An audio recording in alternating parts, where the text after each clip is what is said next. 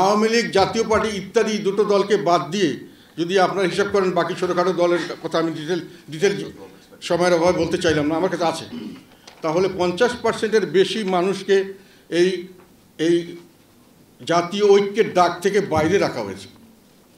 এখন স্বাভাবিকভাবে আমরা যেটা জানি, আপনারাও জানেন, বিল্ডিং একটা যখন স্ট্রাকচার বানানো হয়, যদি একটা সাইড বসে যায় আর একটা সাইড দাঁড়িয়ে থাকে, তাহলে বিল্ডিংয়ের মধ্যে একটা ক্র্যাক হয়, এবং ক্র্যাকটা হলে সেই বিল্ডিংটা ঝুঁকিপূর্ণ হয়, যে কোনো সময় ভেঙে যেতে পারে।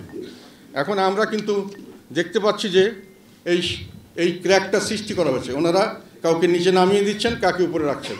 কাজেই একটা বৃহৎ অংশ, 50%-এর বেশি অংশকে ওনারা এই ডায়ালগের বাইরে রেখেছে। এই জনসমষ্টিকে রিপ্রেজেন্ট করছে যারা, বা যেই জনসমষ্টির কোনো রিপ্রেজেন্টেশন না রেখে তারা এই ঐক্যের ডাক দিয়েছেন। এটাতে করে আমি মনে করি যে একটা জাতিগতভাবে আমাদের মধ্যে একটা ভুল বোঝাবুঝি, অবিশ্বাসের সৃষ্টি হয়েছে। কাউকে যদি আপনি অবিশ্বাস করেন, তাহলে সে আপনাকে অবিশ্বাস করবে। কাউকে যদি আপনি ঘৃণা করেন, সে আপনাকে ঘৃণা করবে। কাউকে যদি আপনি নিশ্চিহ্ন করতে চান, সে আপনাকে নিশ্চিহ্ন করতে চাইবে। এটি হলো স্বাভাবিক নিয়ম। আপনি কাউকে ভালোবাসলে সে আপনাকে ভালোবাসবে, আপনি কাউকে বন্ধু হিসাবে ধরলে সে আপনার বন্ধুত্ব আপনার সঙ্গে করার জন্য আসবে। এটা হলো স্বাভাবিক নিয়ম।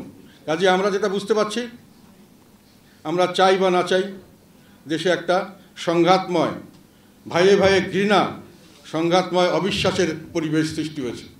বছর শেষের খুশি নগদে হবে বেশি। নগদ পেমেন্টে নির্দিষ্ট ক্যাটাগরির কেনাকাটায় 300 টাকা পর্যন্ত ক্যাশব্যাক। আমরা চাই বা না চাই, দেশের মধ্যে একটি দল, একটি অংশ তারা অবাঞ্ছিত অথবা ঘৃণিত ভাবে ট্রিটেড হচ্ছে, আরেকটি অংশ তারা সবথেকে পবিত্র, ভালো, এইরকমভাবে ট্রিট করা হচ্ছে from the interim government side. And that is, সেটাকে আমরা মনে করি একটা সংঘাতপূর্ণ অবিশ্বাসের আবহাওয়া তৈরি হয়েছে। এখন অনেকে বলছেন, অনেকে আমি শুনি, এটা কথাটা সত্যি মিথ্যা আমি জানি না, অনেকে বলছেন নাকি তাদের মধ্যে একটা আলাপ আলোচনা হয়েছে যে দুষ্টু গরুর চেয়ে শূন্য গোয়ালই ভালো। তার মানে দুষ্টু গরুকে ওনারা রাখবেন না। শতকরা 50% লোককে যদি দুষ্টু হিসাবে আপনারা এখন বাদ দিতে চান, তখন আমার একটা কথা মনে আসলো, যেটা এই উদাহরণটা কে কীভাবে নিলেন আমি জানি না, আমার স্বাভাবিকভাবে আমার মনে আসলো যে 71 সালে যখন আমরা বৈষম্য মুক্তির সংগ্রাম বা মুক্তির সংগ্রামের জন্য স্বাধীনতার সংগ্রামে যুদ্ধ করছি, তখন কিন্তু যারা আমাদেরকে এখানে হানাদার বাহিনী হিসেবে পরিচিত, তারা কিন্তু একটা কথা বলেছিল, সেটা হলো এই দেশে আমরা মানুষ চাই না, মাটি চাই, মিট্টি, পোড়া মাটি নীতি। মানুষ সব এখানে গাদ্দার, বিশ্বাসঘাতক, এবং মানুষ এখানে হিন্দু। কাজে এদেরকে না হলেও আমার চলবে, আমার ল্যান্ড দরকার। এখন তারপরে কি লোক কি নিঃশেষ করা সম্ভব হয়েছে? 50% মানুষকে আপনি নিঃশেষ করে আপনি সব দুষ্ট গোল খালি করে দেশ, সুন্দর একটি দেশ তৈরি করবেন, এটা কি বাস্তবসম্মত কথা?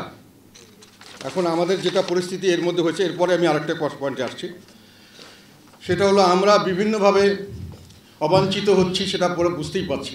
আমরা শান্তিপূর্ণ সমাবেশ, মিটিং, মিছিল করব, এটা আমাদের সাংবিধানিক অধিকার, আমাদেরকে দেওয়া হচ্ছে না।